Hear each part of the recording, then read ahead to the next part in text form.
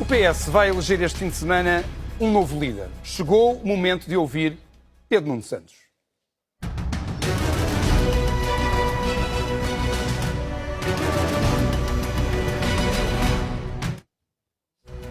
Pedro Nuno Santos, muito boa noite, bem-vindo ao Telejornal.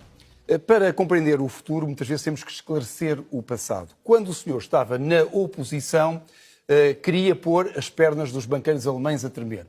Quando chegou ao governo, sob a sua responsabilidade, as únicas pernas que tremeram foram as dos trabalhadores da TAP, a quem foram cortados salários e foi feito um despedimento coletivo, aliás, ilegal. Não acha que isto põe em causa a sua credibilidade? Antes de mais, boa noite. É um gosto estar aqui com o José Rodrigues Santos e com quem nos está a acompanhar. As minhas declarações em 2011 têm que ser localizadas num tempo que estava a ser muito duro para os portugueses. A dívida pública era a justificação para impor cortes nos salários e nas pensões e, portanto, há uma intervenção que tem que ser localizada no tempo. E daí, obviamente, como nada, aliás. Mas é preciso situá-la num tempo e num espaço. Entretanto, no que diz respeito à TAP, concretamente, nós estamos perante uma empresa que estava no chão, que perante a pandemia parou o seu negócio, que estava em risco, já tinha, aliás, problemas antes da pandemia e a pandemia ditou que a empresa, se não fosse intervencionada, era encerrada.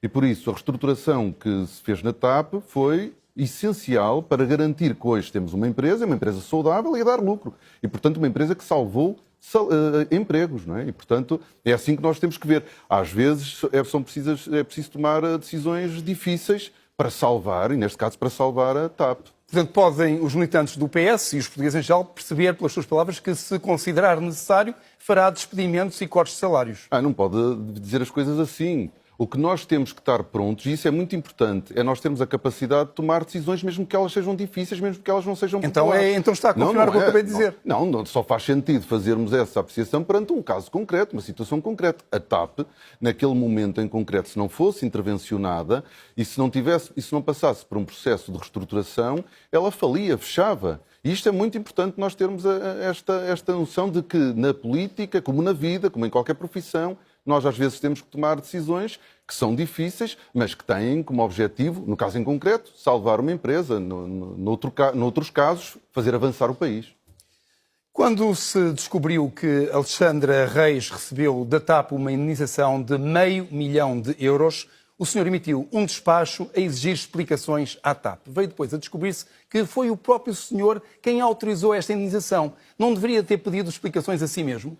Não, porque o processo de despedimento, do ponto de vista legal, e a justificação era da responsabilidade da empresa, que tinha procedido ao despedimento. Aquilo que foi pedido à TAP foi informação que eu não tinha, qual era a fundamentação jurídica para aquele despedimento. Essa fundamentação jurídica não tinha surgido do meu gabinete ou do Ministério das Infraestruturas.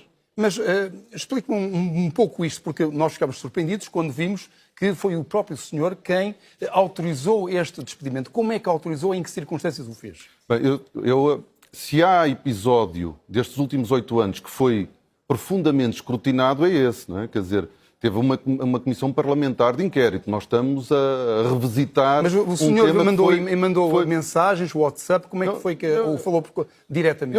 Quer dizer, há dois momentos.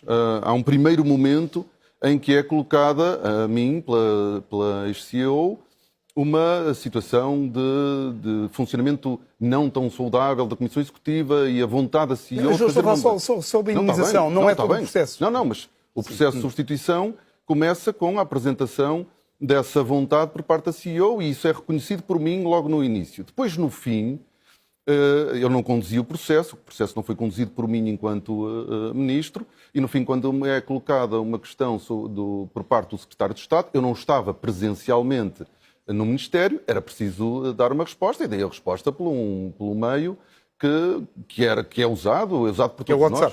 Sim, claro. Eu não estava... Se eu estivesse presencialmente, teria sido fechado o assunto de viva voz. Mas a minha questão é esta. Porquê é que o senhor, quando recebe essa informação de que é preciso pagar €500 mil à senhora, não pede logo esclarecimentos sobre isso e só pede quando se sabe em público? Pois cria depois uma suspeição de teatralização. Não, mas não há nenhuma... Não, desculpe. O processo não estava a ser